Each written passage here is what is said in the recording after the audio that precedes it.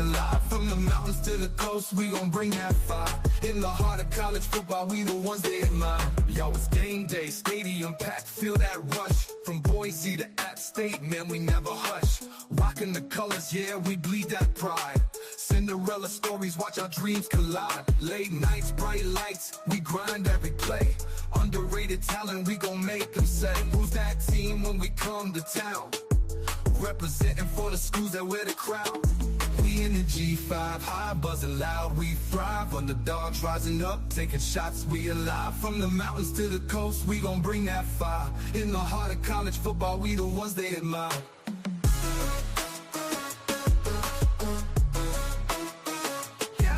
Yo, it's game day, stadium packed, feel that rush. From Boise to App State, man, we never hush. Rocking the colors, yeah, we bleed that pride. Cinderella stories, watch our dreams collide. Late nights, bright lights, we grind every play. Underrated talent, we gon' make them say, who's that team when we come to town? Representing for the schools that wear the crown. We in the G5, high buzzing loud, we thrive. Underdogs rising up, taking shots, we alive. From the mountains to the coast, we gon' bring that fire. In the heart of college football, we the ones they admire. We the ones they are. The ones they can't skip. Fighting for respect, it's a tough road ahead.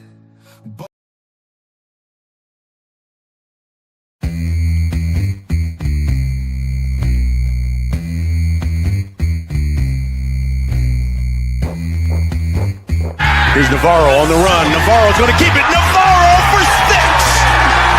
Touchdown, Bobcat! I feel I had a hard time staying in my own lane. Oh my goodness! Red Murdoch! Pick 6! Harvath inside the 30 to 20. Blake Harvath will score! And Mendoza takes a big hit. He never saw it coming. Trey White got in there. There's his man, Rucker. And nobody's going to catch him. Goodbye. Intercepted. Tyree Skipper. Touchdown. Telly again, why not? A step forward and make it 2 for Telly. Quarterback keeper showing off the speed. Steps on the gas. Untouched. The G5 Hive. All G5 all the time. Welcome to the G5 Hive Live. We're excited to bring you G5 college football coverage you love each and every week. I'm your host, Luke, and I'm joined by my co-host, Justice. If you're watching us on YouTube, please hit that like and subscribe button. And if you're watching us on X, please give us a follow, a like, and a retweet. And if you're listening to us in podcast form, please rate and review. The G5 Hive merchandise store is now live. Link in the YouTube comments, as well as pinned to our X page and here at the bottom of the screen. Justice, we've had a little hiatus, not planned. No, we're back. Not planned. We are back, baby, and we are gearing up. We've got coaches and transfer portal stuff to talk about Mountain West today. We'll be getting to the Sun Belt next week. Then it's spring break here in Iowa, taking the kids to Disney, Legoland, things like that. So I think we'll have a week off, and then it's like spring. A lot of teams kicked off today. It's spring practice time. We're gonna have to start our worker bee series. We're gonna have some talks of when we're gonna set people up, and are we gonna do some of this Monday night? Now we're on Tuesday for the scheduling issue, but how often are we still going to do the Monday as we get into those and really prep those show sheets, because those are pretty labor intensive. But yeah, football's back, baby. It's back. I'm glad I can see. That's why we didn't have a show last week, because I couldn't see. Broke one of my contacts, and it took a week or so to get a replacement. So one arm and one eye, not a good combination. You make a hell of a pirate. You know what? You really, now that I think about it, you really like ECU, don't you? You are trying to be a pirate in every way. That's dedication. That is dedication. Well, I have two eyes now, so I still only have one arm. I'm still on the brace for 4 more weeks, I guess. So 3 weeks, I guess, starting tomorrow. Wednesday we make it 3 weeks. So yeah, and end of March I'll be able to be out of the brace. So I am looking forward to that. Hopefully they don't extend it. That'll be awesome. But yeah, football's back. Got an email from the media guy from ODU, and he sent me the media availability schedule for their spring practice. So they have a couple of practices open to the media session. I'm assuming it's like the last 30 minutes of practice because each session is a 30-minute session. But yeah, I think it was like 4 or 5 of them. So I'm hoping to make it to as many of those as I can. Yeah, like you said, football's back, spring football. We'll get ready, I guess, for ODU and the Fighting Colton Josephs. All right. Well, Justice, why don't we just get right into it? What's the Swarm need to know? News and notes from around the league. Probably the biggest news since we were last on, I guess, 2 weeks ago. Bowling Green coach Scott Loeffler left to become the quarterback coach for the Philadelphia Eagles. That opens a 30-day transfer portal window for all Bowling Green players. The only player that I saw so far that entered was safety CJ Brown. And just recently, this week, I guess, or this weekend, it was official that they are hiring Eddie George as their next head coach. That's ex-NFL running back, Tennessee Titans, Eddie George. I believe he was the head coach at Tennessee State last season. That is correct. So what do you think about the Scott Loeffler era, and what do you think about the new hire of Eddie George? So I think the Scott Loeffler era was success. I mean, depending on how you look at it, because it kind of it was a tale of like two halves of his career. They really struggled the first, I don't know what it was, 3 seasons, maybe 4 seasons, and then the last 3 seasons I think were bowl eligible in like 3 of those seasons.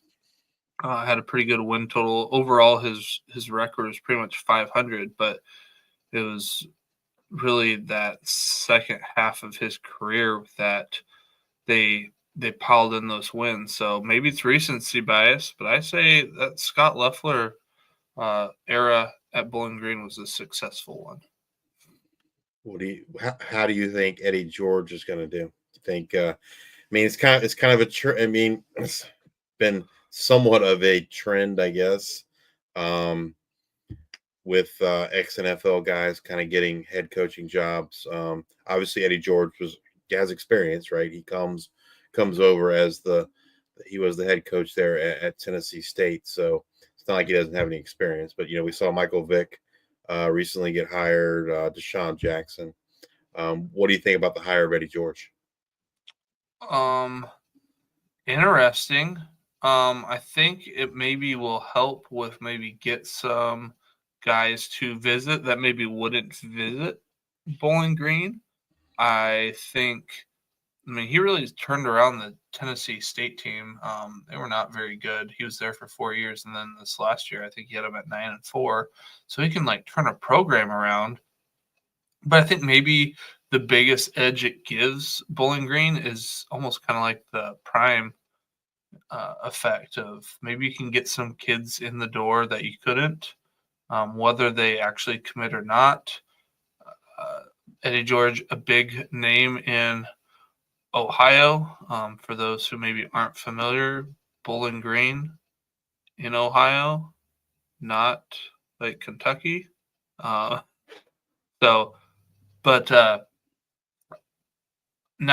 how Eddie George will do as a coach, when you look back at what Tennessee State did over those 4 years, they only averaged 21.9 points per game. They ran the ball 45.92% of the time, or they rushed the ball 54.08% of the time and passed the ball 45.92% of the time. Shocker, a running back coach or head coach runs the ball. What does that equate to play-wise? It equates to about 29.6 pass attempts per game versus 35 rush attempts per game. Their quarterback averages over those 4 seasons, 1,939 yards. So it's not like they're throwing for a lot, with the exception of this last year in 2024. Their quarterback threw for a little over 3,000 yards. Wow. It's a big jump. Yeah. So like quarterback was 1,800, 1,000, 3,000. Touchdowns by the quarterback 12, 8, 6, 24. So, you could say that maybe they got some talent in the door there. But running backs, which is interesting because when you're looking at the rushing total, they run the ball a whole bunch. But when you look at the rushing yards based off of your leading running back, 800 yards, 613, 553, 528. Those aren't kind of the numbers that you'd be expecting with how much they run the ball, and Eddie George being a former running back himself. So they must get a lot of guys involved, I guess. Yeah, absolutely.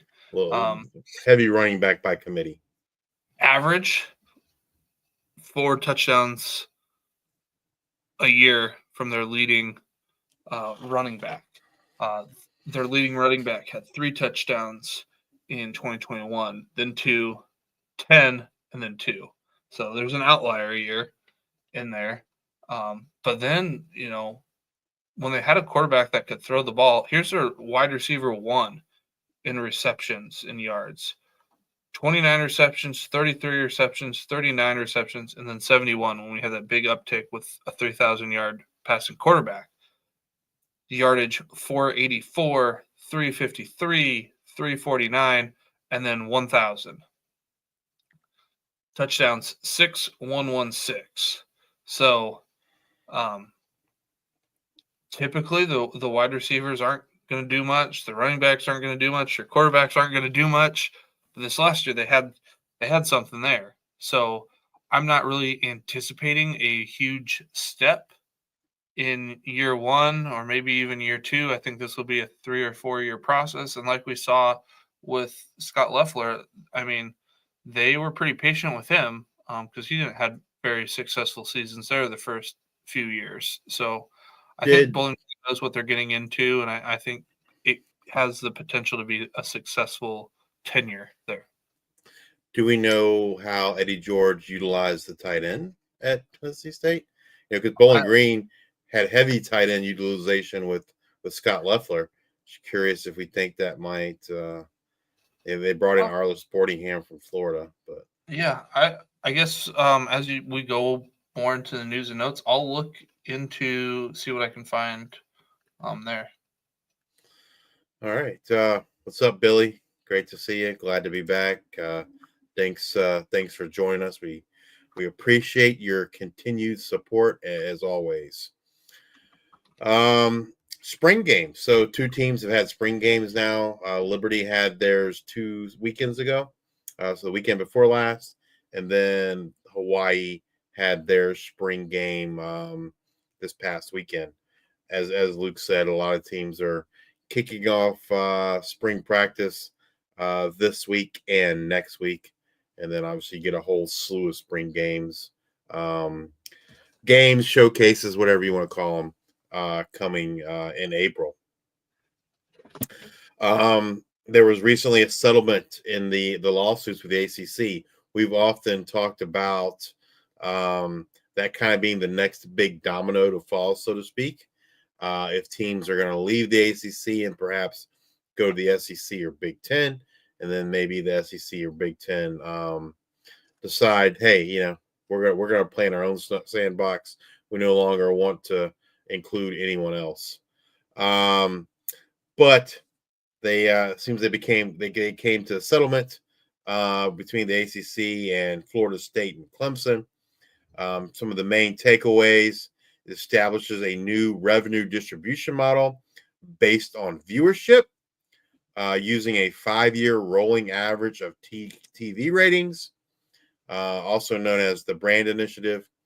40% of the TV revenue is distributed evenly among the 14 long-standing members. So that's not Stanford, not California, not SMU. 60% going towards brand initiative based on that 5-year rolling average. Changes in the financial penalties for exiting the league's grant of rights before the conclusion of June 2036.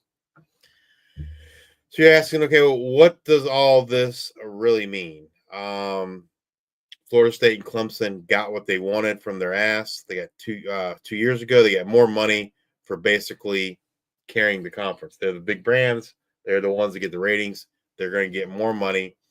And then they got the lower money to get out of the ACC from the grant of rights. There's an assumption the financial penalties to exit before 2036 will go down each year, with very steep decreases after 2030. Saving schools. And that would also, that turns out to be correct. So it is in those penalties will go down. I can't remember exactly what they are, but they will go down. So it would save the school, if they wait till 2030, the neighborhood of $600 million to exit the ACC. So you might be asking, why is 2030 a target date?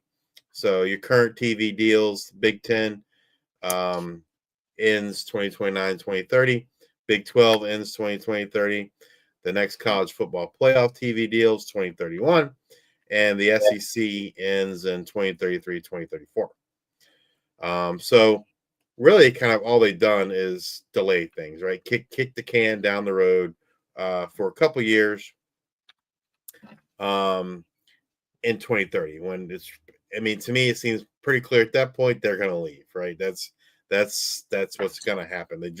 All they have done, in my opinion, is delayed the inevitable.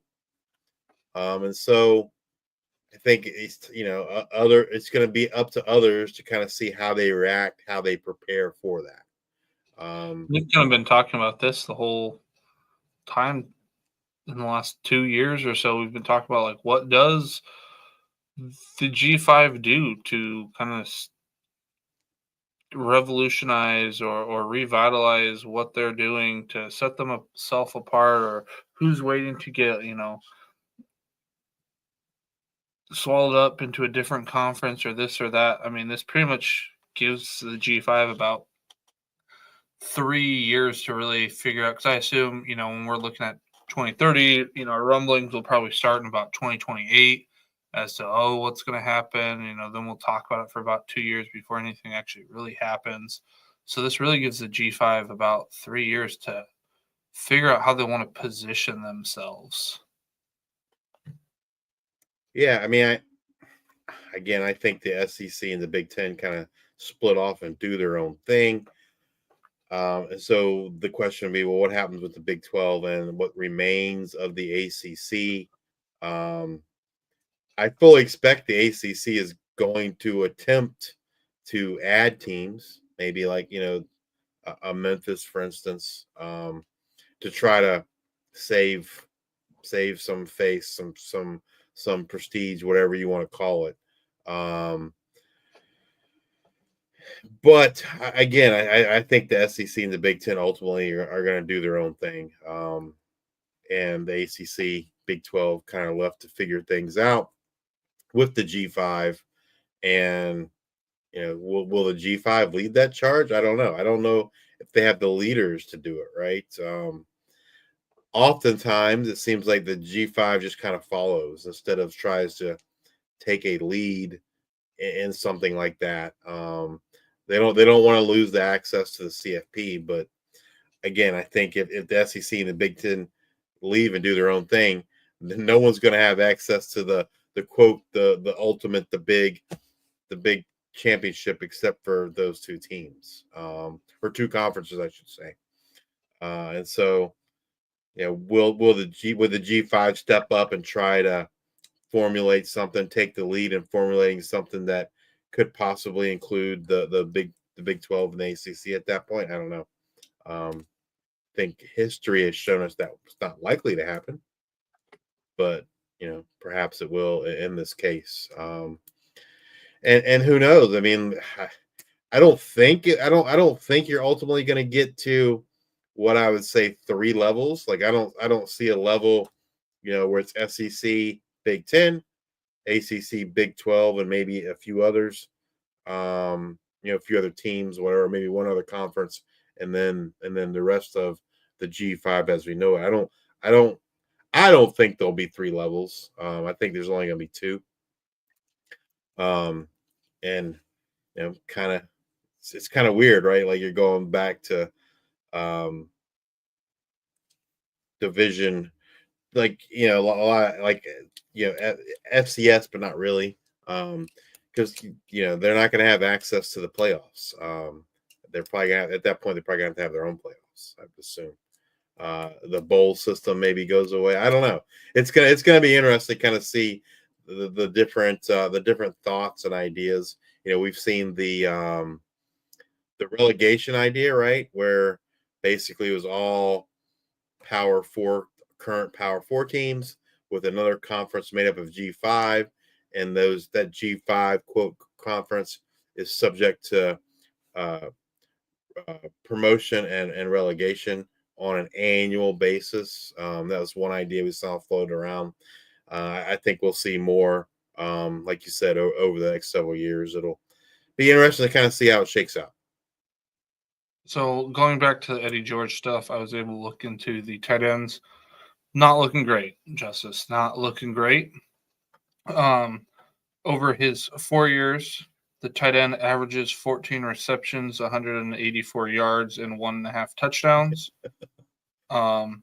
With a chunk of that happening in 2021, where the tight end had 29 receptions, 484 yards, and 6 touchdowns. They had a combined 0 touchdowns the last 3 seasons. They didn't have a tight end over 125 yards for this season, the last 3 seasons, and they didn't have a tight end with over 14 receptions. So not good. Have but we also heard? maybe it's like that 29. I don't know how great that kid was as an athlete, but it's like Birmingham. It's like, okay, like if you have the athlete, then I'll use them type thing. Maybe that's what it is. And then, we didn't look there. So I have some optimism for Birmingham, but I'm not like shouting in the streets like, hey, this Birmingham's going to be the next Harold Bannon Jr. Or not even 80% of them. Have they said anything about the rest of the staff, whether he's retaining them or? I haven't heard. I haven't heard anything either. Maybe if they retain, most of the majority of the staff, maybe he's just going to go with what they've been doing with his own, maybe his own tweaks or touches. So it'll be interesting to kind of see what happens there if he retains anyone or brings in his own guys. But yeah, not positive news from an individual player perspective. No. If you're looking for someone to put up a lot of stats, doesn't look like that's kind of what has happened under Eddie George at Tennessee State. So, well, to be fair, it really doesn't look like anything's really happened in this time at Tennessee State, except for they get wins, right? And I guess that's ultimately what matters from a football program. But from an individual player success. That quarterback was a grad student, so there will be another quarterback. Great question, Billy. I don't know off the top of my head when they start. My guess is this week or next week. The overwhelming majority of schools start spring practice this week or next week. So my guess is Bowling Green is likely in that category. So yeah, we'll see if we can find out exactly when they do start. All right, some potential rule changes that are coming to college football, and probably the two biggest have to do with timeouts. The first one is injuries. I think this is more to prevent the faking of injuries, which became a problem, I guess, last year. It's recommended that if medical personnel enter the field to evaluate an injured player after the ball is spotted by the officiating crew for the next play, that player's team would be charged a timeout. If they do not have any timeouts remaining, a 5-yard delay of game penalty would be assessed. So I think really kind of what'll happen, or what's going to happen, is like you're going to have to like be really alert and get out there before they spot the daggone ball, which it would be fast, right? Like I guess I don't know that how they'll figure it out, but I don't know that you're going to be able to do that as quickly as you hope, I guess. The other main rule change has to do with overtime timeouts. If the game reaches the third overtime, each team would have one timeout to use until the game is concluded. I think currently they get one timeout per overtime session. So no matter how many sessions they have a timeout.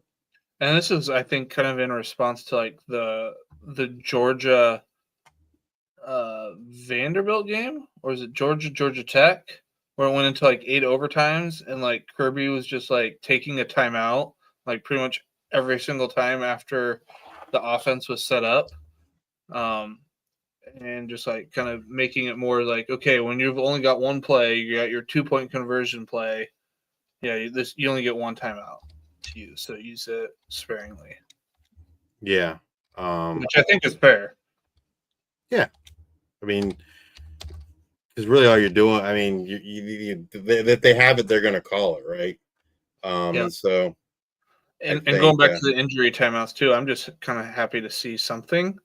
We'll see how this goes, because I think of mainly Lane Kiffin's team. It's like a lot of teams have done it, especially with up-tempo teams, when they're just like linemen are gassed, and then all of a sudden they look over the sideline, like, all right, dropping down, and like they're it's usually pretty obvious. And they had stuff kind of in play where it's like, okay, if you think it was egregious or whatnot, you send the film or whatnot into the conference, and then they might fine the team or whatnot. But yeah, I'm kind of excited to see how that works, just because like you won't be able to go down. Like, I don't know how that communication will work to go down. So like it'll probably help cut down some of those. Yeah, I'm looking for the Bowling Green. I didn't see any news on when. Yeah, I can't find anything. I can't even find when the spring game is scheduled for. So I don't. Sorry, Billy. I can't. I have to go on to the teams or the school site to see if I can find something. But my guess is it starts this week or next week. That's when the majority of them do start. Some minor rules to mention. There are 6 of those, but really kind of only 2 worth talking about. It's recommended that when the decision on instant replay is announced, the referee say only that the call on the field is upheld or overturned. The terms confirmed or stands would not be used. That's a Texas. I'm trying to remember who Texas played that the refs kind of like were going back and forth of. I think that's a result of that game. Right, because confirmed means that that they got it right 100%, and stands just means meant that they couldn't. There was not conclusive evidence to overturn it. Yes. Which means 2 different things, ultimately, but they both the result of those 2 terms is the same. The play stands as called. But it kind of tells you one was questionable and one was not questionable. It's also recommended that after the 2 timeout period in either half, if the defense commits a foul with 12 or more players on the field and they participate in the play, the officials would administer a 5-yard penalty. The offensive team would have the option to reset the game clock back to the time at the start of the play. If the 12th player is attempting to leave the field and has no influence on the play, the defensive team would be penalized 5 yards with no adjustment to the game clock. And that's the Oregon-Ohio State issue, and from their regular season game last year. Yes. Where Oregon basically took a penalty to waste time. So they started doing, that they started they made an in-season rule change to kind of address that, right? And this is just kind of further finishing that off, tying a bow around it. So. All right. And that's it for the news and notes this week. Well, let's get right into it. The nectar, the good stuff. This week's topic: transfer portal, coaching changes, Mountain West Conference. We got, if you're watching us on YouTube, we got a comment. It was like, hey, it'd be cool if there was graphics or something. Justice is like, that seems like a great idea. Put this stuff together. So hopefully you enjoy these video slides. If you're watching us or if you're listening to us in podcast form, go subscribe to our YouTube. If you're not watching, that's fine. We'd like you to. Put a lot of time and effort into this stuff too. But let's get started with the Air Force Falcons. We've got coaching changes. None. They were 5-7 last season. Head coach Troy Calhoun comes back for his 19th season. Got OC Mike Thiessen with his 16th season, and DC Brian Knorr in his 3rd season. All right. Player personnel wise, obviously with the academies, transfer portal is not nearly as big a deal as it is for the rest of the schools, but it doesn't mean it does not happen. It does. Generally, these guys leave. If you don't know, Army, Air Force, and Navy, if you're going to leave, you need to do it before your junior year. Not to say you can't do it, but then there's more consequences for doing it after your junior year. So typically, the guys you see do it will be freshmen or sophomores. You don't typically see juniors or seniors into the transfer portal from the 3 service academies. But they did lose some guys. They lost offensive tackle Tyler Lawrence to New Mexico and edge David Santiago to Michigan State in the transfer portal. They don't bring people in, not typically. Not to say that doesn't happen zero, but it's extremely rare case.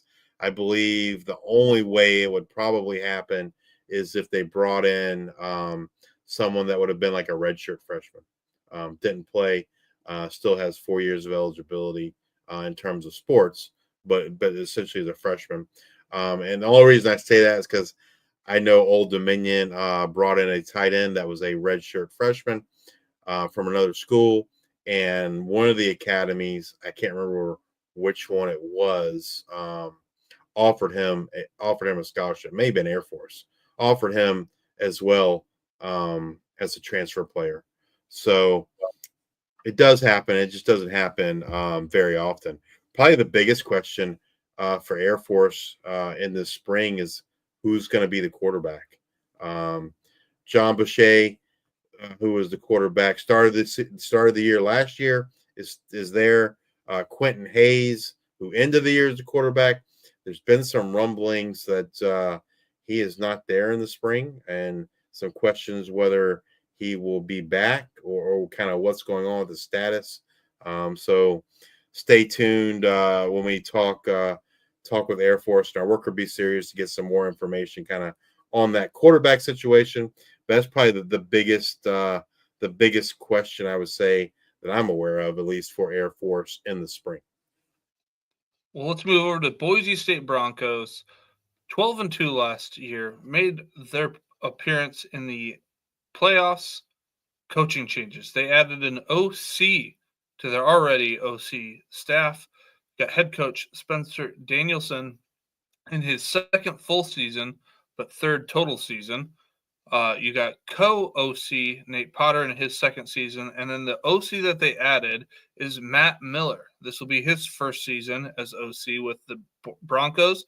He joined Boise in 2020 as a wide receivers coach and now has added the title of co-OC. My theory is that Nate Potter will probably be calling the plays, and this is a chance to give Matt Miller a pay raise of sorts where, like, hey, we'll add this to your title based off of maybe some of that playoff money that came in and, hey, thank you type thing. I could be wrong, but that's maybe more so what it is. You've got co-DC Eric Chinnander in his second season, and then co-DC Tyler Stockton in his second season. Player-wise, who they lose in the transfer portal on the offensive side, quarterback Malachi Nelson is off to UTEP. Ashton Jeanty, the most electrifying player in college football a year ago, is off to the NFL. Possible first round draft pick here come April. And wide receiver Prince Strawn is off to USC. On the defensive side of the ball, they lose edge Ahmed Hassanian, also off to the NFL. Edge Nick Hawthorne going to UMass, and safety Alexander Tubner is out of eligibility. Obviously, Ashton is a big loss for them on offense, but they have a host. They have a stable, as always, a stable of running backs. There might not be a, quote, Ashton Jeanty, but there's some pretty talented guys returning in that running back room. And they add through the transfer portal. We'll get to that in a minute. But they return Sire Gaines, Breezy Dubar, Dylan Riley. All three of those guys are supposed to, or as of now, are returning.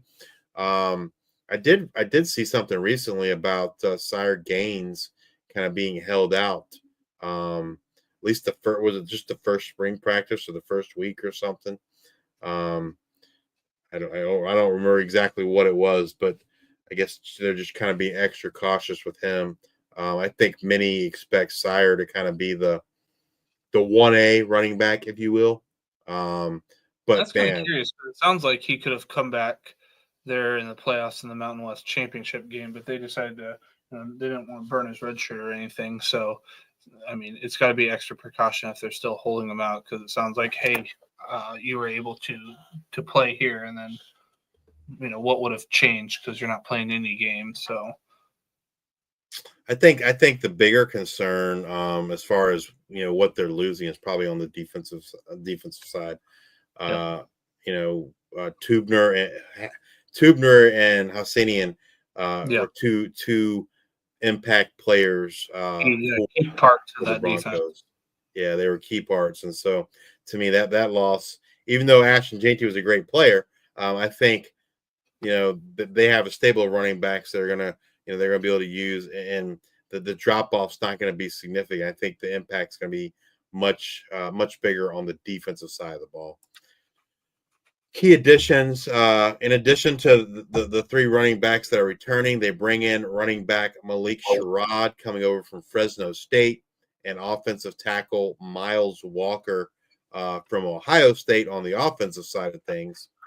On the defensive side of things, they bring over defensive lineman David Latu from BYU, defensive lineman Keanu Malaloto from Arizona, edge Malachi Williams from Idaho, defensive lineman Deion Washington from Hawaii, and cornerback Demetrius Freeney from Arizona.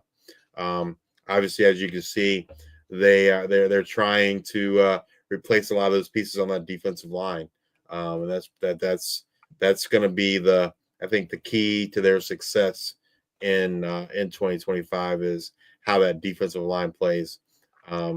with a lot of new faces and guys in new roles. Well, let's move over to Colorado State Rams, 8-5 last season. Coaching changes. We've got a new DC head coach, Jay Norvell, entering his 4th season. OC Matt Mummy, Matt Mummy in his 4th season as well. And DC, new to the team, Tyson Summers in his 1st season. He comes via Western Kentucky, where he was the defensive coordinator and safeties coach in 2022, 2023, and 2024. Who we got coming? We got leaving. One thing I was going to say was kind of interesting was last year we kind of saw a change or a shift in offensive focus with the Rams, right? They went from a team that was heavy, passing the ball, throwing the ball, to a team that was relying on the run. Be interesting to see kind of what they do this year. Of course, last year Torrey Horton got injured early. They lost him. They had a great O-line, and they had a stable of running backs. And they lose some of those running backs. They lose Torrey Horton to the NFL. They lose some linemen I'll get into. So it'll kind of be interesting to see what this offense looks like here in 2025. But key departures on the offensive side, as I mentioned, they lose running back Avery Morrow out of eligibility. Running back Damian Henderson is off to Sacramento State. Wide receiver Torrey Horton is off the NFL. Wide receiver Jamari Person is off to Liberty. Wide receiver Caleb Goody to Cincinnati. Tight end Vince Brown to Missouri. And then 2 big blows on the offensive line. Center Jacob Gardner, who will be an NFL draft pick here come April. And offensive lineman Drew Moss is out of eligibility. On the defensive side of things, they lose defensive lineman, defensive end, Newer Gatkuth to Wake Forest. You might not think that's a big loss. He was injured much of last year, didn't play, but the kid's talented. So for losing a talent like him, while he didn't play much last year, just he's a pretty talented guy. So losing that talented piece is going to hurt. Linebacker Chase Wilson is off to West Virginia. Linebacker Boom Jock, who had a breakout season a year ago, is off to Cal. And star safety Jack Howell is out of eligibility. I think that's last year their MO was play solid defense and run the ball. That's kind of what they did. Maybe this year the defense is not solid. They're going to have to throw the ball around more. Like I said, losing those 2 linebackers and Jack Howell, those are big pieces that played significant roles a year ago that they're going to have to replace, whether it be through the transfer portal or guys stepping up into those spots. Some key additions from the transfer portal for the Colorado State Rams. On offense, they add running back Lloyd Avant from Tulsa, wide receiver Kojo Antwi from Ohio State, wide receiver Lewis Brown IV from San Diego State, and tight end Rocky Beers from Florida International. Lewis Brown, interesting, right? He left Colorado State last year, went to San Diego State, Rashawn Lewis, and here he is coming back to Colorado State. Be interesting to kind of see how that dynamic kind of plays out. You don't often see it. We saw it with Corey Rucker, right? Corey Rucker left Arkansas State, went to South Carolina for a year, came back to Arkansas State, and has proved to be one of the best receivers at Arkansas State. Be interesting to kind of see how that dynamic works with Lewis Brown IV. And then Rocky Beers it's a shame that college football players can't strike NIL deals with alcohol companies. Yeah. Because that sounds like a match made in heaven, right? Rocky Beers going to Colorado. Yeah, absolutely. Cold as the Rockies, Coors Light. I mean, it's all there. It's all there. On the defensive side, they add edge Jock Evans from Baylor.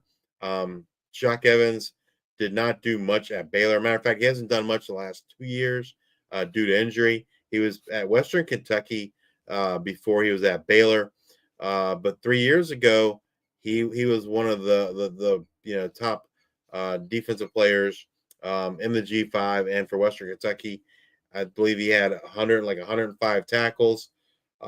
If he didn't have double-digit sacks, he was close. But he's been injured the last 2 years. I'm sure Colorado State is hoping he can get to that form from 3 years ago. They add linebacker Jacob Ellis from Iowa State and cornerback CJ Blocker from Utah. I think it's going to be really interesting to kind of see what the offense looks like, right? And Braden Fowler Nicolosi is in year 3 now. He's a junior, so maybe they rely on him. Justin Marshall returns, who was part of that running back attack a year ago with Avery Morrow.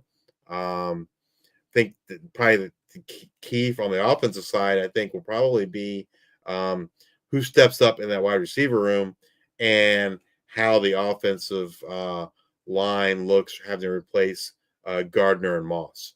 The defense, I don't think will be as good as it was last year, and so that might necessitate more passing out of the Colorado State Rams offense. A year ago, they were up until I guess was the last week or so, maybe the last 2 weeks. They would have made it to the Mountain West Championship game to play Boise State. Last year, they avoided Boise State and UNLV in the regular season, which helped them greatly. But then they ended up dropping a game and then put UNLV in the championship. I don't know that I see Colorado State as a necessarily a contender, but it wouldn't shock me if they were in the championship game, I guess. I don't know that I would have them in my top 2, but a player I'm excited for is Lloyd Avant coming from Tulsa. I'm a fan of him there at Tulsa. Again, I think we were a fan of Tulsa and what they were building there. Tight end Rocky Beers comes over. Colorado State usually has a tight end that is pretty productive. Last year, obviously not really the case. But then they also have Jackson Warren, who is a transfer that I really liked last year, who missed the season.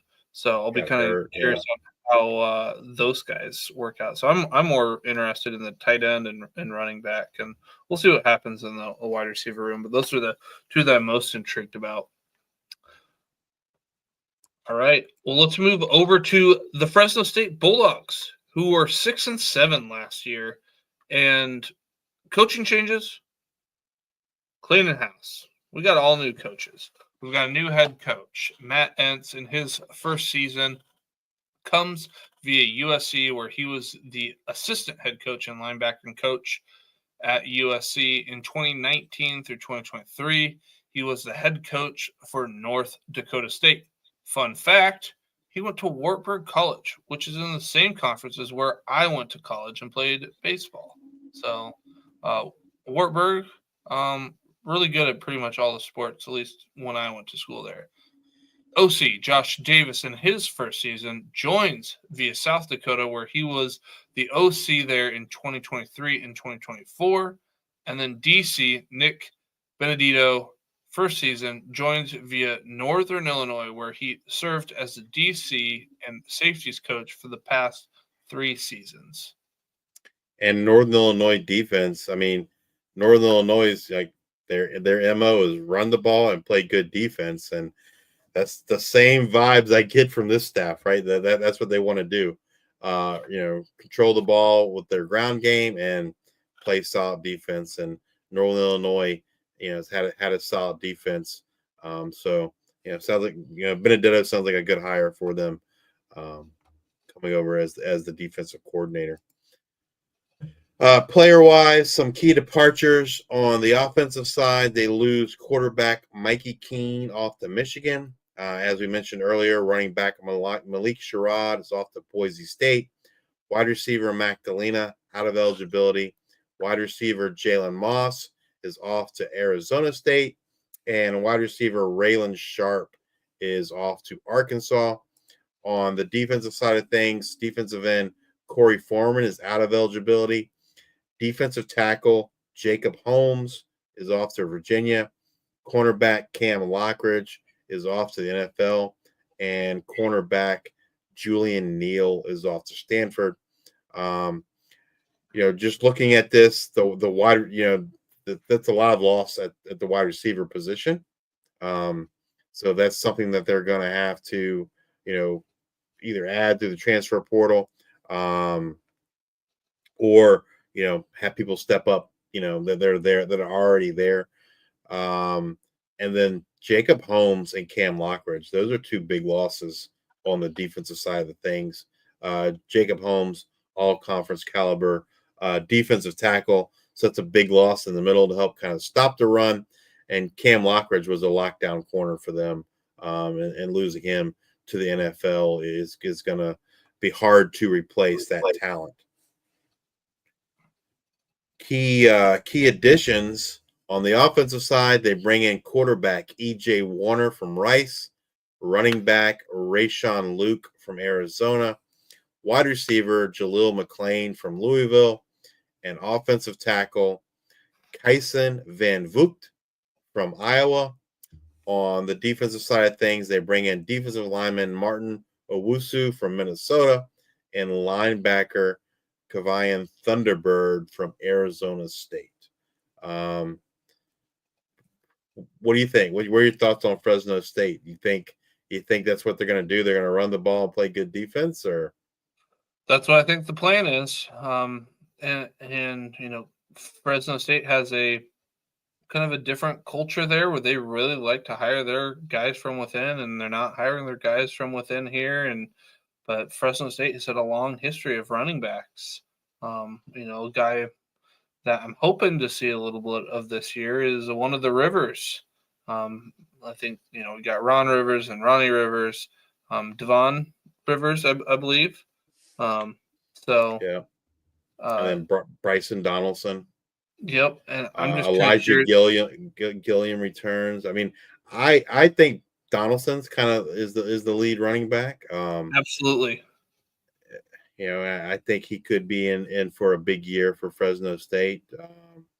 Obviously, I think they're going to utilize them all, but I think Donaldson will kind of be the lead dog.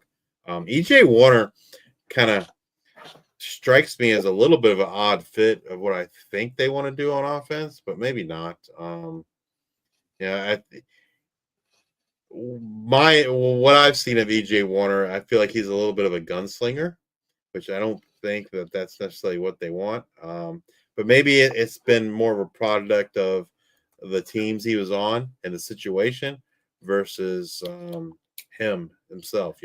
He was at Temple, which wasn't good. Last year he went to Rice. Again, they weren't great. As Billy said, Warner transfers a lot.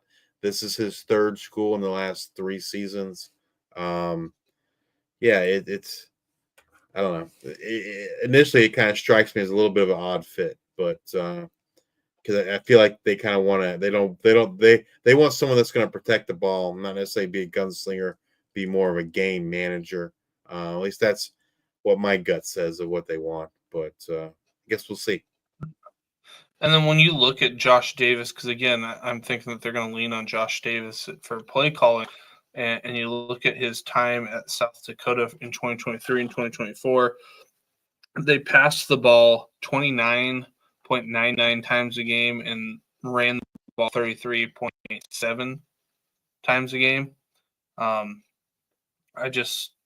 think they're going to run the ball. He's had a running back that had 840 yards and then over 1,200 yards. Had in that 1,200 season 16 touchdowns. Leading receiver, back-to-back years had 52 and then 53 receptions for 908 and 806 yards respectively. I think that they are going to want to run the ball. Is kind of my thought there. And I think when I look at Davis himself in what those running back rooms look like. In 2023, they had a running back account for 55.63% of the running back rushing attempts. And in 2024, 47.18 and 52.82. So it was more of a 50-50 split. 887 versus 167 rushing attempts in 2024. But overall, his RB1s will carry the ball from a running back attempts wise, 54.22% of the time, get you right around 182 rushing attempts for right over 1,000 yards. And then in that 2024 season,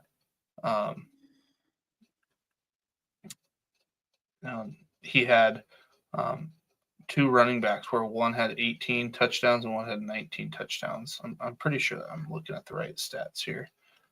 I get confused when I'm looking at the different Dakotas, but I'm pretty sure that was South Dakota that year. But anyways, they're going to run the ball. They like to run the ball, right? That's the moral of the story. Run the ball. I like Donald's stance. It'll probably be on the committee unless somebody really separates themselves from the pack there. All right.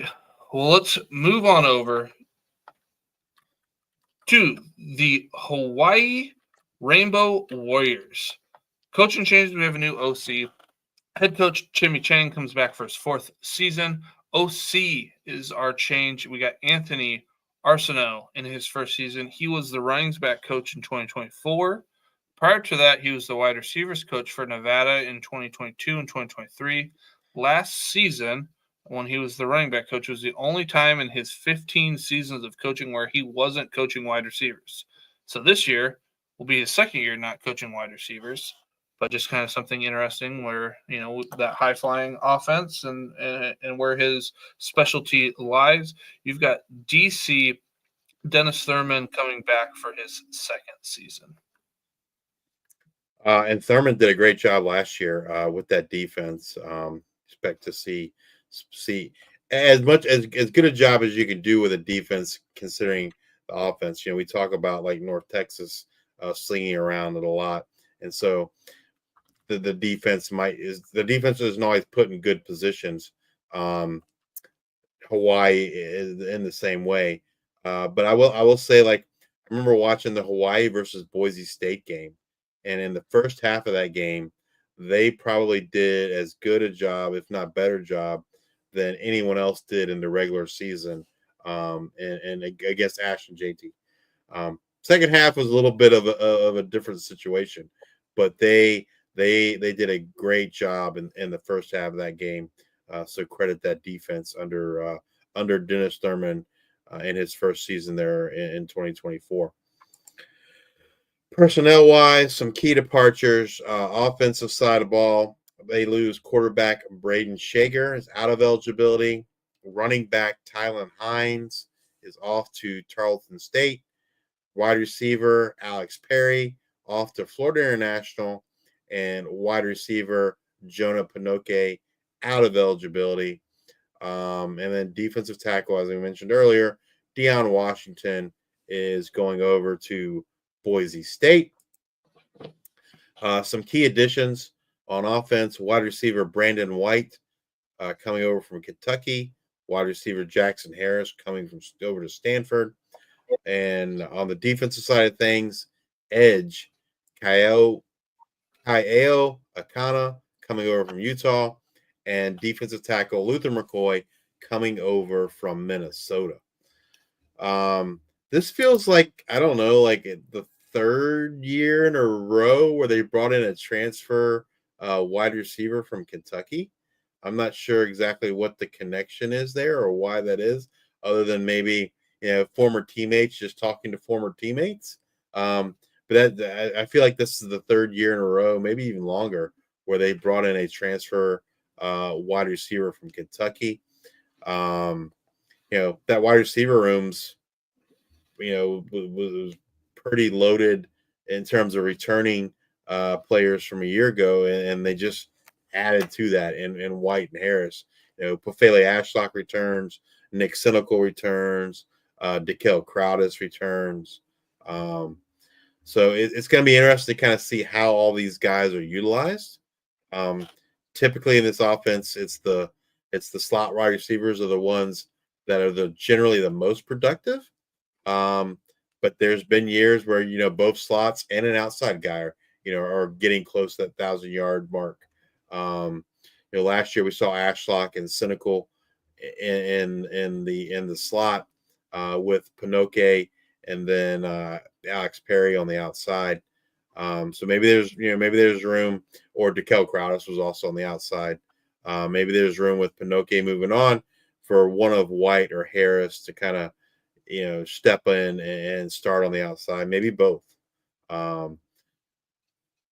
This feels like a make or break year for Hawaii. I mean, Mike Alejado started the final true freshman, started the final game of the year in 2024. Had an awesome game. Looked phenomenal in that game. Granted, it was against New Mexico.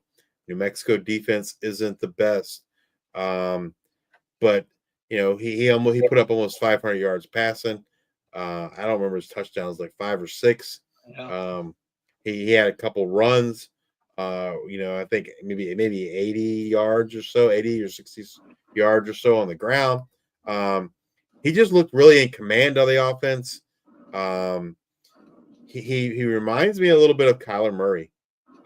He's a shorter guy. He is left-handed, but man, like he can sling it around. And if he was a couple inches taller, he wouldn't be at Hawaii. He'd be at Alabama or Georgia, one of those schools. I think Luke and I are big fans of Mike Alejado. Expect big things from him this year. I think while I don't expect him to throw for 500 yards every game, I just think this offense is going to look so much better with him at the helm. Bring me back to 2007 or 2006, whenever we're throwing for a lot of yards. Brennan's thrown for whatever it was, 72, 62 touchdowns, whatever it was back then. Hawaii's going bowling. I don't know if they'll compete for a Mountain West championship or anything, but I think Hawaii is going bowling. But like you said, it is a make or break season. Yeah, I feel like if this offense does not do what we expect it to do in 2025, then I don't know that it's ever. If it doesn't happen now, I don't know that it's ever going to happen. Right? I just feel like with Alejado at quarterback, the talent they have at receiver, like all the pieces of the puzzle are there for the offense to produce like it should. And so really big on it. Hopefully Alejado and Ashlock and Cynical and Timmy Chang can deliver this year and get us back to what we that run and shoot offense that we love of years past. All right, let's move over to the Nevada Wolfpack, who went 3-10 last season. Coaching changes. We've got a new OC. Head coach Jeff Choate returns for his second season.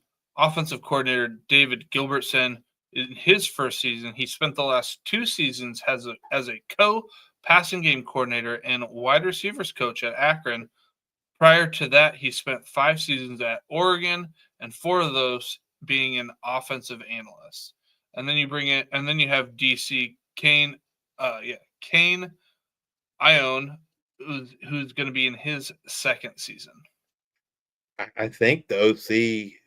I haven't heard many people talk about it, but I think like from a production standpoint and how good they were a year ago, I think losing Matt Lubick to Kansas is gonna be a bigger impact than I think folks have talked about, right? Nevada having 3 wins, I think, was more than maybe what we kind of anticipated going into the season. And there were some games that they lost, but they played well. They were competitive in the games, right? Yeah, they played well. that offense was, looked really well and was very productive a year ago. And so I'm very skeptical given the loss of Lubick at OC and the personnel losses that they're going to be as productive on offense here. But in honestly, it's probably like a 2025. good thing for Choate and going into a second season that, like, even though they played well and they lost those games, it's probably better than playing well and winning those games and being at maybe 5 wins, and then in year 2 you're at 1 or 2 wins. I haven't looked at their schedule yet, but it's like I think it's probably good that the first season went 3 wins, because then there's not this huge drop in year 2 that you're concerned about. Yeah. All right. Player wise, some key departures. They lose quarterback Brendan Lewis to Memphis. Wide receiver Cortez Braham Jr. Is in the transfer portal. Has not, last I looked, has not got a destination yet. And offensive tackle Isaiah World is off to Oregon. On the defensive side of things, they lose linebacker Drew Watts to Memphis, cornerback Chad Brown to Purdue, and cornerback Michael Coates Jr. To West Virginia. Like we said, losing Lubick and then losing Brendan Lewis is going to be big. Big. Both of those are big losses for Nevada. Brendan Lewis, had a breakout year ago, and he parlayed that into a gig at Memphis. So kudos to him. But I don't know that they have anyone that's going to be able to, produce from a quarterback standpoint as well as Brendan Lewis did a year ago. He showed a lot of him. Like Brendan Lewis had always been known for his legs up until then. He showed a lot of improvement throwing the ball in 2024.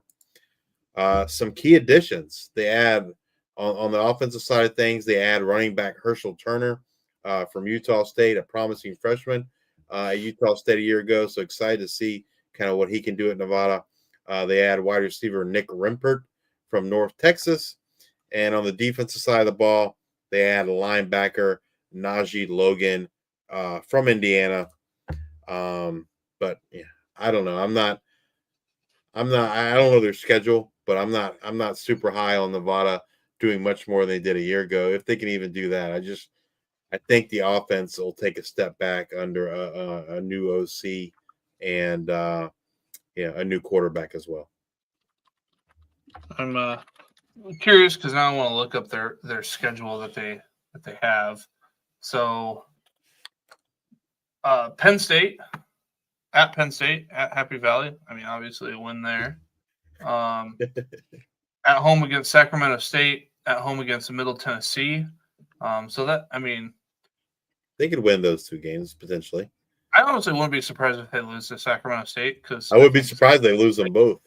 But yeah, those are 2 winnable games. Then you've got at Western Kentucky, at Fresno, at home to San Diego State, at New Mexico, at home against Boise State, at Utah State, at home San Jose, at Wyoming, home against UNLV. I see. Again, there's a possibility. It sounds like maybe for 4 wins, but 4 wins. Yeah, it's also a possibility that it don't win any games, right? It wouldn't. Yep, that would not surprise me. So, anyways, let's move on. Let's see here. What team do we have next? We've got New Mexico Lobos, 5-7 last year. Coaching changes, clean house. We've got Bronco takes off, goes to Utah State. So whole new team in here. Jason Eck comes in for his first season. He was the head coach at Idaho from 2022 through 2024. OC Luke Schleissner comes in for his first season, spent 2022 through 2024 as the OC and QB coach for Eck at Idaho. And prior to that was at South Dakota State, where he worked under Eck as the wide receivers and passing game coordinator. So plenty of time there with Eck. Defensive coordinator Spence Nowinski comes in for his first season. Spent 2024 as the co-DC and linebacking coach at Memphis in 2022 and 2023. He was the defensive coordinator and D-line coach at Ohio. In 2018 through 2021, he was the DC and linebacking coach at Miami of Ohio. So Miami of Ohio, Memphis, he's been at some pretty good schools being DC there. So I like that hire, especially with, you mentioned when we were talking about Hawaii and how the Lobos fared kind of last season. The defense was pretty soft at times last year. So I think Spence will definitely help out that team. And then we'll see how Luke Schleicher goes here. Jason Eck, a former offensive lineman himself. So I assume he is going to like to run the ball. And if we look at what Luke Schleicher has done in his time in his last 5 seasons between South Dakota State and Idaho, they run the ball about 37 times a game and pass the ball 27 times a game. They score about 32 points per game. Let's see here. Passing yardage, average 2,300 passing yards. They have a running back that averages 1,000 yards, but it's just kind of been up and down a little bit. It's 818, almost 1,700, 872, 1,155, and then 543. Double digits for the most part. There's 2 seasons where they had single digits, like 3 and 5 touchdowns from the running back. Reception wise, this is where it gets interesting.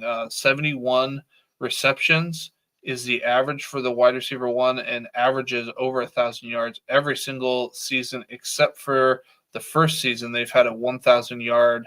Actually, they've had an 1,100 yard receiver. And 2 seasons they had their wide receiver one had 16 and 20 and 12 touchdowns. So they don't throw the ball a whole bunch, but they will be efficient, and there could be a wide receiver they target one guy a lot. Yep. So that's something to know, but they're going to run the ball more times than not. All right. Personnel wise, as you can imagine, losing Bronco Mendenhall, the head coach to Utah State, there's going to be a lot of departures. Quarterback on the offensive side, they lose quarterback Devin Dampier to Utah, running back Eli Sanders to USC, running back Javen Jacobs to Utah State, wide receiver Luke Wysong to Arizona, wide receiver Caleb Medford to Kansas State, tight end Trace Bruckler to Ole Miss, offensive tackle Wallace Unamba to Kentucky. On the defensive side of things, they lose safety Noah Avenger to Utah State, safety Christian Ellis to Virginia Tech, and safety Tavion Combs to Louisiana Monroe. Big losses on offense. A lot of holes they're going to have to fill on the offensive side of things. Some key additions, as you might imagine, they bring over, coaching staff, the head coach, OC from Idaho. You're going to have, quite a few guys follow them. Quarterback Jack Lane comes over from Idaho. So all of these are the offensive player additions or key additions for the Lobos. Running back Deshaun Buchanan coming over from Idaho. Running back DJ McKinney over from Sam Houston State. He had quite a few really productive games last season for Sam Houston. Wide receiver Keegan Johnson coming over from Kansas State. He's a name I think to kind of keep an eye on. Luke reading off what the wide receiver one does there for New Mexico. Keegan Johnson would be my early favorite to fulfill that role for the Lobos. Being here in Iowa and Keegan Johnson being at Iowa, it just only makes sense that, there'd be this really productive wide receiver somewhere that just didn't do it at Iowa. Offensive tackle Tyler Lawrence, who we mentioned earlier, coming over from Air Force. Key additions on the defensive side of the ball, edge Darren Agu coming from Vanderbilt. Linebacker Jackson Eck coming from Idaho. I gotta assume that's his son. I would assume. No. I mean, I guess it could be like a nephew or something, but you gotta assume he is somehow related to Jason. I didn't look it up, but my assumption is that he was probably his son. Safety Austin Brawley coming from Ohio, and safety Clint Stevens coming from UCLA. Really like the Austin Brawley addition on defense. He had a really productive year for Ohio last year. He missed, I don't know, about half the season due to injury. But when he was there, he was productive. So, I think he can, they as I said in the departures, they lose 3 safeties. And so Austin Brawley goes a long way to helping fill some of those safety spots that they've lost. I don't know. I'm optimistic. I think that Jason Eck in year 1 can, I don't know the schedule, but I think in year 1 he can, kind of do at least as well as Bronco Mendenhall did in year 1. They don't have Devin Dampier, a talent at quarterback, but Jack Lane's familiar with them. They all come over from Idaho. And so I think New Mexico made a good hire, and I think they can be improved on defense, and I think they can get to that 5, maybe even get over the hump and get to a bowl game in 2025. I don't know. Schedule is a rough schedule. Start off at the Big House at Michigan. That's a loss. Get Idaho State. Should win that game. UCLA. That's probably a loss. New Mexico State. That's probably a 50-50 game. But yeah. San Jose State. Boise State. Nevada. Utah State. UNLV. Colorado State. Air Force. San Diego State. Yeah, there's probably only like 2 for sure wins, and then they'd have to win. I mean, there's probably a lot of, I don't know, I'm just saying like 50-50 games. There's probably 1, it's like 2, maybe 4 50-50 games, 4 or 5. So they're gonna have to pretty much win all the 50-50 games to make it to a bowl game. I think Air Force could pummel them, at the end of the season. It's either like Air Force is kind of has things figured out and they're rocking and rolling, and it's at Air Force. You got the altitude. It's end of the season. Like, are we winning? Are we losing? Like, well, that'll kind of play into it. But then, Air Force could also kind of be going the opposite way too. So, anyways, well, let's talk about our next team. We have who's up there. San Diego State Aztecs, 3-9 last season. Coaching changes. We have a new DC. Head coach Sean Lewis comes back for his second season. No OC listed.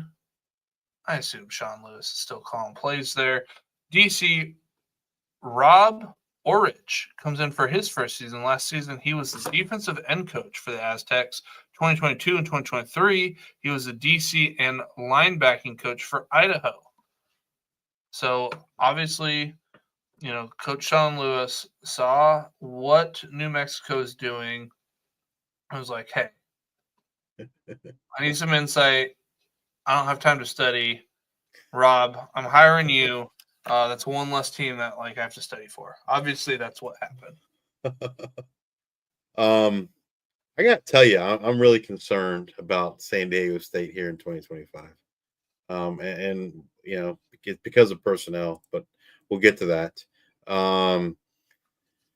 Key departures on offense. They lose freshman quarterback Danny O'Neill to Wisconsin, quarterback AJ Duffy to New Haven, running back Marquez Cooper out of eligibility, wide receiver Balin Brooks to Western Michigan, wide receiver Lewis Brown IV, as we mentioned earlier, goes back to Colorado State.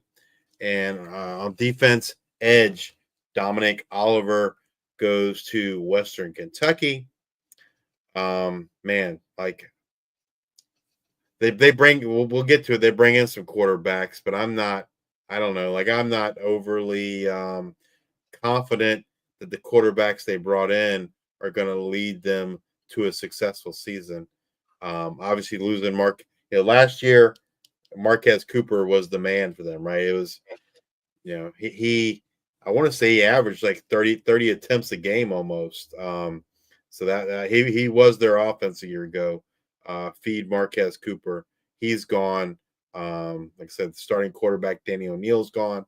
Sean Lewis is known as a great offensive mind, great offensive coach, but I am legitimately concerned about the offensive side of the ball for the Aztecs in 2025.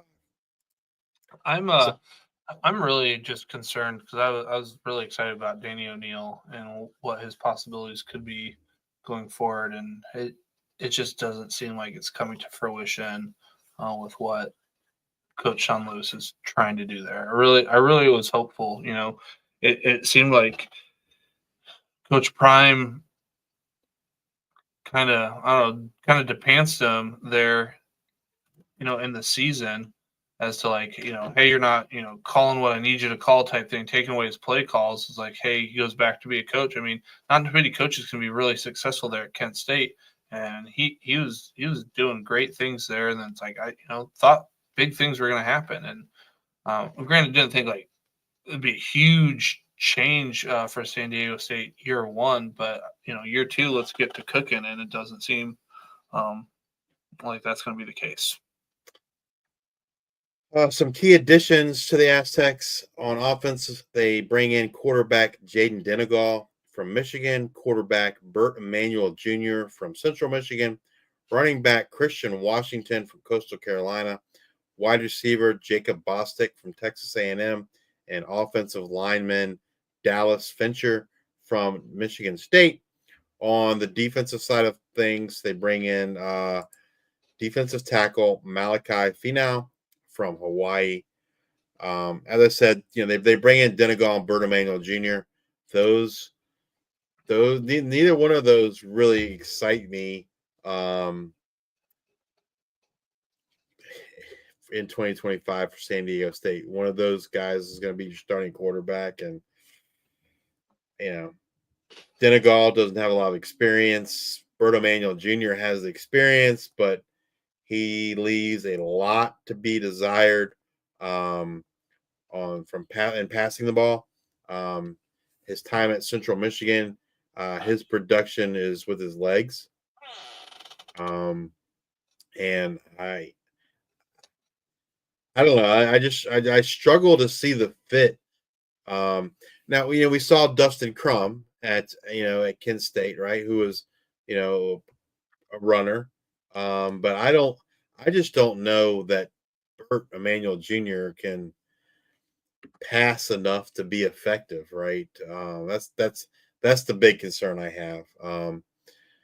Christian Washington, had some good games there at Coastal Carolina when he was the only healthy running back. But he's not Marquez Cooper. I do think he's a fine running back, and I think he could have a fine season. But if they don't have a threat in the passing game, teams will just load the box, right? And so I'm really concerned about the quarterback play for San Diego State in 2025. Christian Watson, 5'10", 200 pounds. I think he'll be serviceable. Like you said, he had some good games there at Coastal. But where's he from? San Diego. So probably moving closer to home. So yeah. I'm kind of curious on how much of it was like, hey, we're seeking you out, bringing you in, versus I just want to get closer to home. Because before he was at Coastal, I think he was at New Mexico. Before that, I'm gonna check that. Yeah, he was at New Mexico before that. So one thing I'm not too concerned about the defense, right? They returned Trey White, which is huge for San Diego State. I I would have expected Trey White to leave for a payday.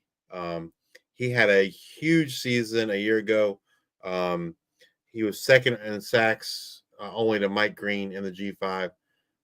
Phenomenal season, phenomenal talent, and I'll be honest with you, like they did great hanging on to him. I was a little shocked, surprised that he didn't test things out in the transfer portal, because I have no doubt that he was getting phone calls and offers of a payday. All right. Well, let's move over to San Jose State Spartans. 7-6 last season. Coaching changes, we have none.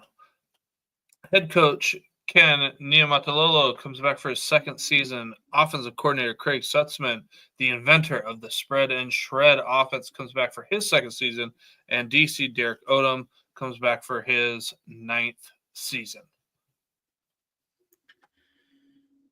All right. Personnel-wise, on the player side of things, key departures on the offense: quarterback Emmett Brown off to Coastal Carolina, and then 2 absolute stars at wide receiver, Nick Nash off to the NFL, and Justin Lockhart as out of eligibility. 2 big losses for the Spartans on offense. Defensive side of things, they lose linebacker Jordan Cobbs out of eligibility. Safety Robert Rahimi, originally he entered the portal and committed to SMU, and then I saw something I thought last week that said he was going to be at the pro day for San Jose State, so perhaps he is not going to SMU and he's going to the NFL or CFL, wherever. They lose cornerback Michael Dansby to Arizona, and stud cornerback DJ Harvey off to USC. So that defensive backfield, between Rahimi, Dansby, and Harvey, those are some big losses that they're going to have to replace, along with the 2 receivers on offense. Some key additions. They bring in on offense, wide receiver Malachi Riley from Arizona. And on the defensive side of things, edge Billy Tofua from Utah.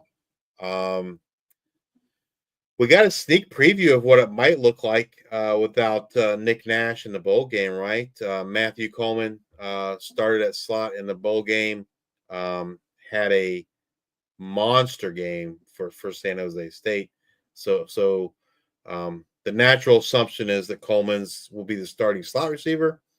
I would tend to agree with that, but things could change here in the spring. So keep an eye on that. Malachi Riley was someone I liked at Arizona, and maybe he's someone that kind of steps into the Justin Lockhart role. Trayshawn Hurry, who's the other outside receiver, also returns from a year ago, and he was productive at times. So I'm not so worried, I guess, about the wide receivers with Hurry and Coleman and Riley there.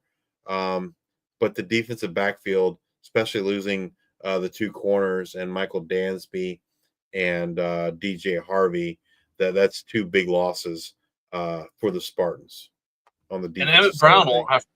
And Emmett Brown won't have to look over his shoulder to see, am I in this drive? I don't know. What am I doing? As they played the quarterback roulette, it seemed about every drive. And it was until about halfway through the season. Yeah, you're right. So hopefully that leads to kind of helping, kind of shooting off where they left off this last year and what they were able to build there. And they have, I don't know, out of conference schedule looks like a 2-2 schedule to me. They play Central Michigan, Texas, Idaho, and Stanford. They probably go. I mean, they did beat Stanford a year ago. So maybe they do it again. Especially if what's the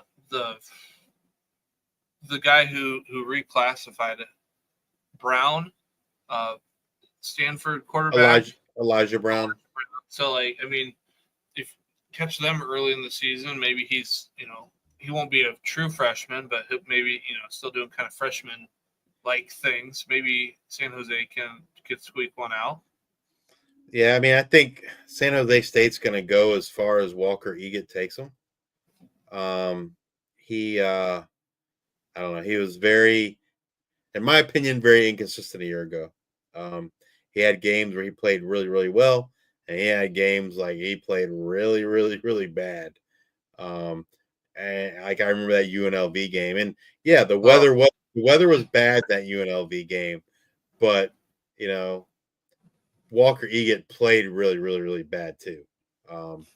So they'll go as far as he can take them. Let's move over to the UNLV Rebels, 11-3 last season. Coaching changes, all new coaches here. Head coach Dan Mullen will be in his first season. The TV personality since leaving Florida. He was the head coach at Florida from 2018 to 2021 and at Mississippi State in 2009 to 2017. He brings in OC Corey Dennis. It will be his first season. In 2024, he was the passing game coordinator and QB coach at Tulsa. So, again, we talked about some things that we liked seeing there at Tulsa. Bringing that along, 2020 through 2023, he was the QB coach at Ohio State. Defensive coordinator Zach Arnett will be in his first season. In 2024, he was an analyst at Ole Miss. He was the DC and linebacking coach at Mississippi State in 2020 and 2021. DC and safeties coach at Mississippi State in 2022, and the interim head coach at Mississippi State in 2022, and then got the head coaching gig in 2023. R.I.P. Pirate. As you might imagine, they lose a lot, not just, in transfer portal, but just, guys out of eligibility going to the NFL. So the key departures on offense: quarterback Haj Malik Williams out of eligibility, cornerback Matt Slukas off to JMU, running back Greg Burrell, Texas State, running back Michael Allen, Marshall, wide receiver Ricky White III off to the NFL, wide receiver Jacob DeJesus, California, wide receiver Casey Kane is off. It says LSU. I don't think that's right. I don't remember exactly where. I wanted to say Liberty, but I don't think LSU is right. Kicker Caden Chittenden is off to USC. On the defensive side of things, defensive end Antonio Doyle Jr. out of eligibility. Linebacker Jackson Woodard off to the NFL. Linebacker Manny Powell follows the previous head coach over to Purdue, as well as cornerback Tony Grimes. Safety Jalen Catalan off to Missouri, and safety Jet Elad is off to Rutgers. You are right, Liberty. Casey Kane's at Liberty. Yeah, that's what I thought. So not LSU, he's at Liberty. Some key additions. They bring in on the offensive side. They bring in quarterback Anthony Calandria from Virginia, quarterback Alex Orji from Michigan, running back Jalen Glover from Utah, running back Kevon Lee from Mississippi State, wide receiver Tayshawn Lyons from Utah, wide receiver Coy Moore from Western Kentucky, wide receiver Troy O'Mary from Arizona State, wide receiver JoJo Earl from TCU, tight end Varquise Gums from Arkansas, offensive lineman Malik McGowan from North Carolina, and offensive tackle Ben Christman from Kentucky. On the defensive side of things, they bring in edge Chief Borders from Nebraska, edge Landon Thomas from Arizona State, defensive tackle Jalen Lee from LSU, cornerback Denver Harris from UTSA, and safety Jake Pope from Georgia. I mean, they bring in a lot of players on offense, but it's a lot of players that were big names at one point, but really have never really panned out. Yeah, like you got JoJo Earl. What are we doing at the quarterback position? Alex Orji and Calandria, Are they going to rotate them, right? I mean, they're two very different quarterbacks, right? Calandria is a passer, gunslinger.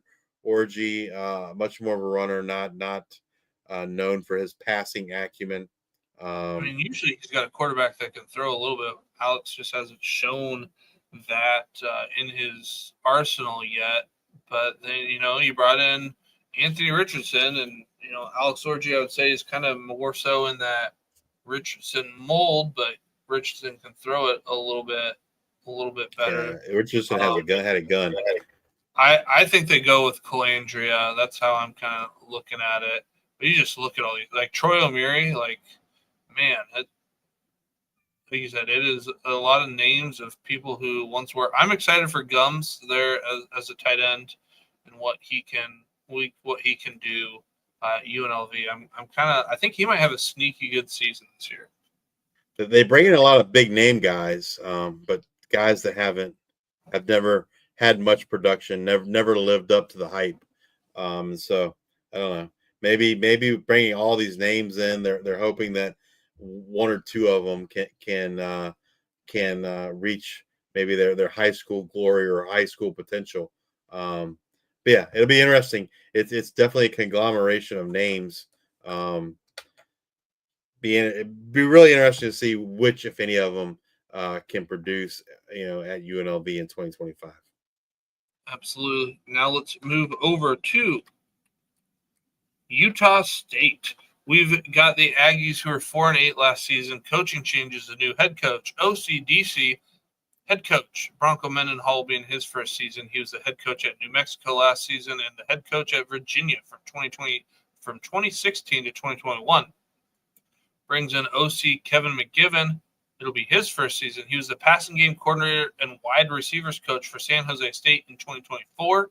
He had been with San Jose State since 2018, where he was the OC from 2018 to 2023. DC, Nick Howell, will be in his first season. He was previously the defensive coordinator with Bronco at New Mexico in 2024. Prior to that, he was the DC at Vandy in 2022 and 2023. And from 2016 to 2021, he was the DC for Bronco at Virginia. So plenty of time there when Bronco took his little hiatus there, goes to Vandy, then Bronco comes back and they get reunited. So very, very familiar with the group. Yeah, I'm interested to kind of see what McGivern's going to do there. Bronco previously has had great success with offensive coordinators, whether that was Beck, who is now at Utah, or previously when he was at Virginia with Robert and I. I'm interested to see if McGivern's going to go back to the offense he ran at San Jose State when he was OC, or if he takes some elements of from 2024 San Jose State under Craig Stutzman with that spread and shred offense, which kind of reminds me more of kind of offenses we've seen under Bronco Mendenhall in the past. So yeah, very interesting to see kind of what McGivern's going to do there at Utah State. Personnel wise, some key departures on the offensive side of the ball. Quarterback Spencer Petras out of eligibility. Running back Razul Faison, also South Carolina. Running back Herschel Turner, as we mentioned earlier, off to Nevada. Running back Robert Briggs Jr. off to Southern Mississippi. Wide receiver Jalen Royals off the NFL. Wide receiver Grant Page off to Southern Mississippi.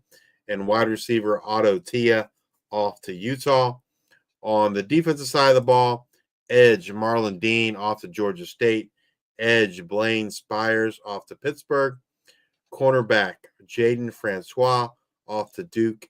And all-conference safety Jordan Vincent is out of eligibility. Key additions for the Utah State Aggies on offense: running back Miles Davis from BYU. Running back Javen Jacobs follows Mendenhall over from New Mexico. They bring in wide receiver Brady Boyd from Texas Tech. On the defensive side of things, they bring in safety Noah Avenger following Bronco Mendenhall over from New Mexico. Great hire. I think Bronco Mendenhall is a great coach. We saw what he was able to do for New Mexico a year ago. I think he will have Utah State and be a contender in short order. I don't know that it happens in year one, but I think given time, he will have Utah State as a perennial contender in the conference for years to come. I'm just kind of really excited to see, I guess, the identity of the offense. The assumption is Bryson Barnes is going to be the quarterback one. And Bryson's not really known, again, for his passing acumen, right? It's really what he does with his legs. And he was really productive a year ago when he had to start at near the end of the season for Utah State. But he was really productive with his legs. Yeah, so played the last 5 games, only had his dud on the road against USC. Everything else is pretty good there for Utah State. So be excited to kind of see what the offense looks like under first year offensive coordinator and utilizing the talents of quarterback Bryson Barnes. Let's move over to Wyoming Cowboys, who are 3-9 last season. No coaching changes coming into the year. Head coach Jay Savell in his second season. He was the DC since 2020. Before that, he was the DC at Wake Forest in 2017 and 2018. Offensive coordinator Jay Johnson in his second season. In 2021, he was the Broyles Award nominee, Michigan State OC 2020 through 2023. DC, Aaron Bull, in his second season, the linebacking coach since 2020, been there as a grad assistant since 2017, son of Craig Bull. All right, personnel-wise, on the offensive side, key departures, wide receiver Tyler King off to New Mexico State. On the defensive side of things, edge Braden Siders off to West Virginia. Defensive tackle Jordan Bertagnoli out of eligibility, and linebacker Shea Suianoa is also out of eligibility. On terms of key additions, on the offensive side of things, wide receiver Jackson Holman coming over from Arizona, and on the defensive side of things, defensive tackle Zach Potter coming from Toledo, and safety Justin Taylor coming from Wisconsin. This, last year was a disaster for Wyoming. It seems like they started to get things figured out a little bit towards the end. But I think if Jay Savell has a repeat of last year, he's gone.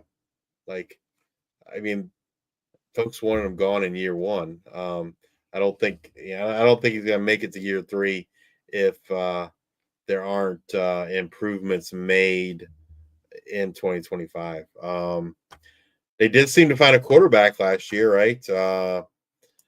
And Harrison Whaley returns at running back. He was injured to start the year, and then he announced before he returned, he announced he was only going to play 4 games to preserve that year of eligibility.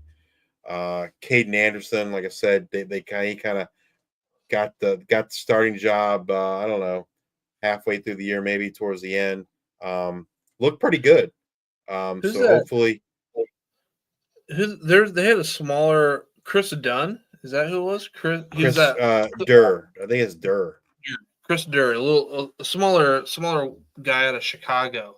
I'm excited to see what because he was creating some buzz, and we were talking with their beat reporter during the season, and they were talking about what can you possibly do in a Wyoming practice that's going to just generate all this buzz for you. And then I remember I think it was even in the Sports Center top 10. He had this great one-handed catch, double toe tap on the sideline type plays. But I think Chris Durr, a name to know for Wyoming that could create some noise. If I'm not mistaken, He's a smaller wide receiver, but he is fast. I can see them doing a lot of jet sweeps, a lot of crossers, drag routes, stuff like that to just get him the ball in space. Chris Durr. And tight end John Michael Gillenborg returns too. One of the top tight ends in the group of 5.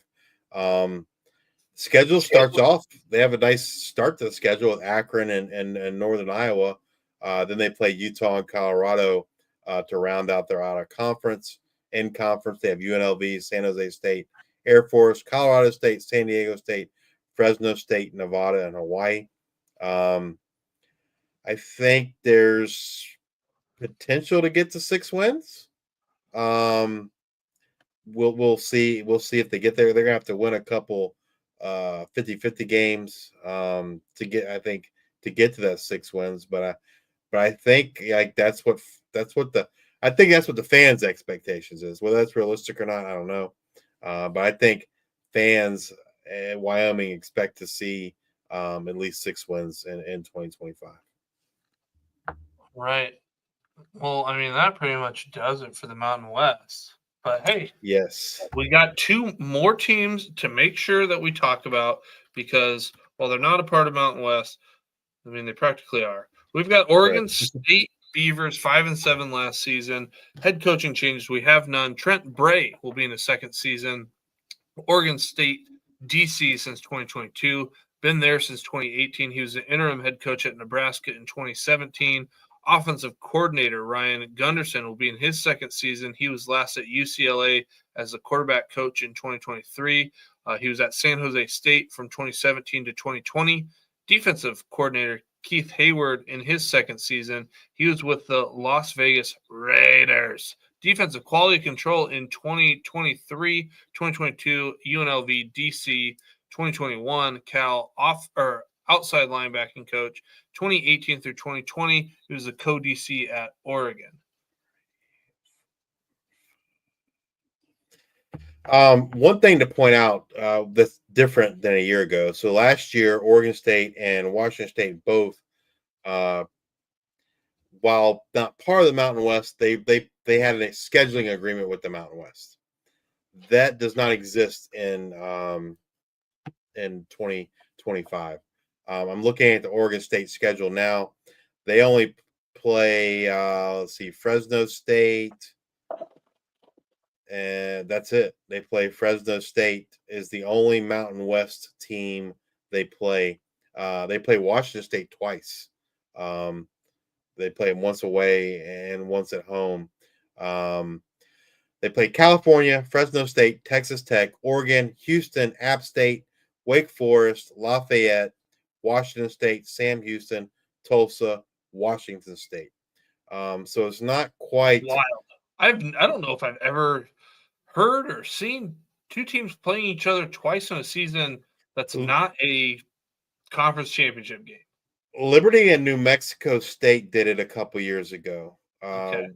Where they I think before it was when Liberty, I think they are both independents. It's before they both joined Conference USA, and they were both independents. They did play each other twice, but you're right, it's pretty rare. But yeah, I mean, I think a lot of folks might assume, hey, last year they played basically a Mountain West conference schedule. That's not the case this year. So they're playing mostly power 4 opponents. Like I said, the only Mountain West school they play is Fresno State. They do play App State, Sam Houston, and Tulsa, who are the G5, and then they play Lafayette, who I believe is an FCS school. But everyone else they play is a Power 4 school, other than obviously Washington State and Oregon State. I don't know if they consider themselves G5, but that's where they are. That's what they're going to be. I think for the foreseeable future. Let's look at the personnel for Oregon State. Some key departures on the offensive side of things. They lose quarterback Giovanni McCoy off to Texas State. Running back Jam Griffin is out of eligibility, and tight end Jermaine Terry is out of eligibility. On the defensive side of things, they lose edge DJ Wesolak off to Missouri State. Some key additions to Oregon State through the transfer portal. On the offensive side of things, they bring in quarterback Malik Murphy from Duke and tight end Jackson Bowers from BYU. And on the defensive side of things, they bring in linebacker Rajon Davis from USC. I don't know. I don't know really what to expect, I guess, from Oregon State given the schedule. I don't think, like I said, I don't think a lot of folks have really talked about the schedule. I think a lot of folks are just assuming they're playing a lot of Mountain West teams. That's not the case. California, Texas Tech, Oregon, Houston, Wake Forest. Those are all, Power 4 schools. Can Oregon State compete with them? Sure. But it's not like, they're not gimme games. We said they play Washington State twice. I don't know that, like, the schedule's got to be tougher. Like, if you looked at, strength of schedule, it's got to be much tougher in 2025 than it was in 2024. I like the additions of Murphy and Bowers. They return wide receiver Trent Walker, running back Anthony Hankerson from a year ago.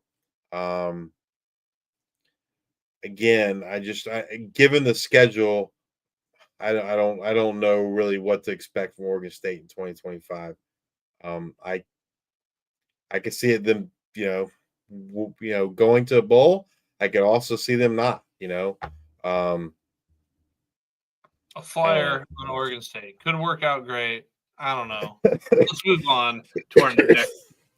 Washington State Cougars, 8-5 last season. Coaching changes. We got all new coaches here. Head coach Jimmy Rogers will be in his first season. He was with South Dakota State since 2013. He was the head coach for South Dakota State in 2023 and 2024. 2022, he was the assistant head coach, defensive coordinator, linebacking coach for South Dakota State. 2019 through 2021, he was the assistant head coach, co-DC, and linebacking coach for South Dakota State. So defensive background. So who's he going to lean on for calling plays? That's going to be OC Danny Froen. In his first season, he follows Rogers over from South Dakota State, where he was the co-OC. Prior to that, he spent 12 seasons coaching in various positions at the University of North Dakota. Most recently, he was the OC in 2018 through 2023. So, what can we kind of expect from Danny Froen? We'll get to that after I talk about the Jesse Bobbitt, who come in his first season, follows Roger over from South Dakota State, where he was the defensive coordinator in 2023 and 2024. In 2022, he was the safeties coach for South Dakota State. So everyone pretty much familiar with Rogers. And like I said, what's Danny Froen up to? If you're trying to look at stuff, wide receiver wise, they just seem to put the most athletic guy in the best position to win. Inside, outside doesn't really matter. They're going to move them all over over the last 5 seasons, they've averaged 30.5 points per game. They run the ball 34, 35 times a game. They pass the ball 29, 30 times a game. They typically are not going to have they're going to have a quarterback that averages right around that 2,300 yards passing, 17 touchdowns. They're going to have a running back that will get close to that 900 yards per game. In that time, they had 2 1,000-yard rushers. Otherwise, they've never had anybody under 700 for their leading rusher. Wide receiver, they've had a receiver, and in 4 of their 5 seasons, they've had their leading receiver with over 50 receptions. But it's kind of been a hodgepodge of yards: 535, 811, 772, and then 1,147. You're typically going to get 5 or 6 touchdowns from your wide receiver one, but they are going to typically use a running back by committee. They're typically using 3 backs in a rotation. Their running back 1 is going to take 50.9% of the running back rushes, while their RB2 is going to take 24.43% of the rushes. And then there'll be a 3rd and 4th back that kind of gets worked in there.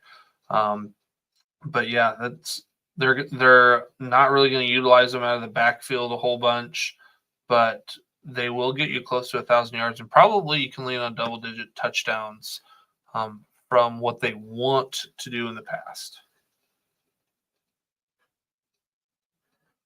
So who's leaving and who's coming? You've got John Mateer leaving Oklahoma. Running back Wyshawn Parker going to Utah. Wide receiver Carlos Hernandez going to Wake Forest. Wide receiver Chris Hudson going to Arizona. Wide receiver Kyle Williams going to the NFL. He's been getting some buzz lately. And cornerback Ethan O'Connor going to Miami. Who's coming? You've got running back Angel Johnson coming over from South Dakota State. Kirby Voorhees coming from South Dakota State. Linebacker Caleb Franchi coming from South Dakota State. Safety Matt Durant coming from South Dakota State. Safety Tucker Large coming from South Dakota State. And cornerback Colby Humphrey coming from South Dakota State. So bringing a lot of guys over from South Dakota State with him. I think Angel Johnson will probably be the number 1 guy there. He was the number 2 with the team at South Dakota State, and Kirby was the number 3 guy there. And let me kind of look what they were doing. Angel last season took 22% of the carries. Voorhees was 18% of the carries, which equated to 91 and 75 carries respectively, 646 yards and 581 yards. But Voorhees had 8 touchdowns in those limited touches, so he was kind of the guy to be used there at the goal line. So I think Angel is kind of who I'm interested. Welcome back, Justice. I was able to go through the coaching changes and who is leaving and coming to the team. So I guess, is there anything that you want to talk about player-wise in this? So sorry about that. My internet hit the bed, for lack of a better word. Some key departures on the offensive side of things for the Washington State Cougars. Quarterback John Mateer off to Oklahoma. Running back Wyshawn Parker off to Utah. Wide receiver Carlos Hernandez to Wake Forest. Wide receiver Chris Hudson to Arizona. And wide receiver Kyle Williams off to the NFL. Justice, I already covered all this. Oh, you already covered all the departures and additions? Sorry. Yep. Yeah, I was just curious if there's anybody else in here that you were kind of interested you. I mean, they bring so many guys over from South Dakota State. Yeah. That's I don't know.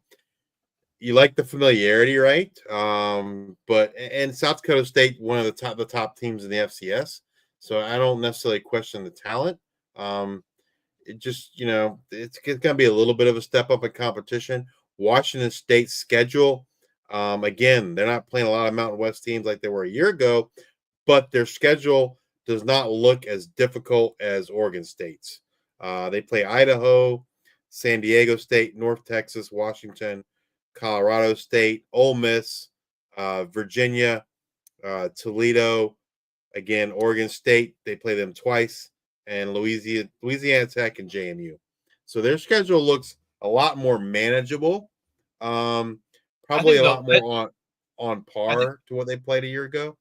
I think I would put the line at 6.5.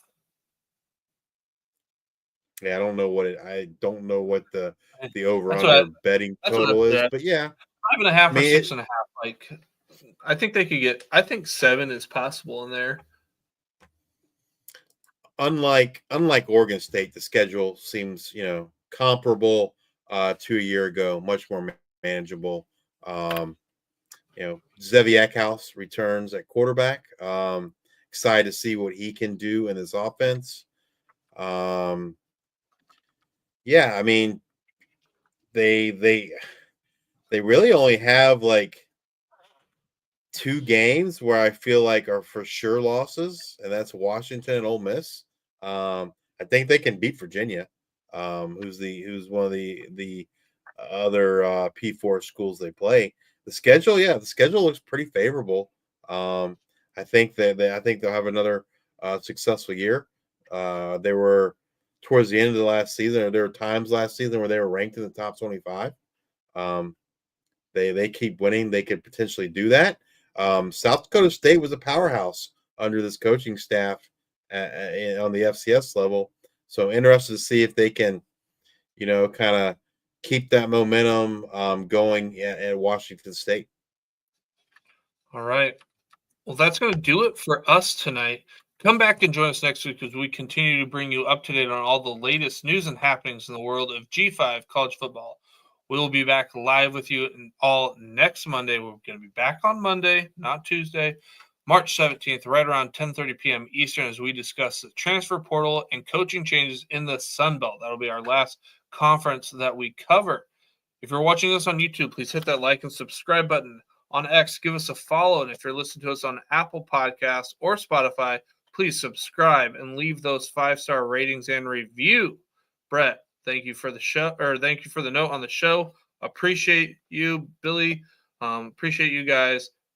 Again, 5-star ratings and review. Thank you all for your support. Until the next time, we are the G5 Hive.